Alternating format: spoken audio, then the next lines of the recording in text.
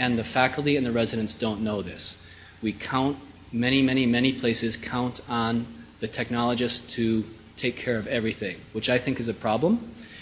But we can vary the frame rates, we can vary the gantry position, and we can look at the protocol used, and we'll look at that a little bit. And collimation is something very simple that everybody forgets to do. So how should we optimize things? You shouldn't just worry about optimizing it during the case, but you should optimize it before the case. And that means that we, the operators, should look at old studies to learn the anatomy, look at CT and MR, ultrasound, whatever, and maybe somebody's done the same thing. Maybe somebody worked on that GI bleed a week ago, and you can learn all the vascular anatomy and save yourself minutes. And you should have a decent plan, and I will tell you that even when you have a plan, it usually goes south. You usually end up changing the plan halfway through the procedure, but at least you have some direction.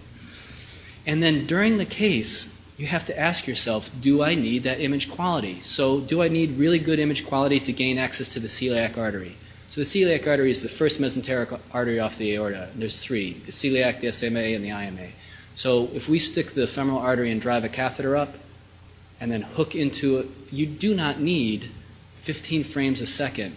You just don't. You can collimate, and I use 3 frames a second for almost everything I do at the beginning of a case. Now, the faculty and the residents pick on me, and they say, oh, you're using DSM, which stands for Dixon Seizure Mode. And they're insinuating that the flashing at such a slow frame rate will cause a seizure. But since we're evolving, we have 8 rooms, it's ridiculous. There's some old dinosaur rooms still around. We don't do anything complex in those old dinosaur rooms, but in the new flat panel detector rooms, I can do the lion's share of my work at 3 frames a second. That means 15 frames a second is sick, and you could easily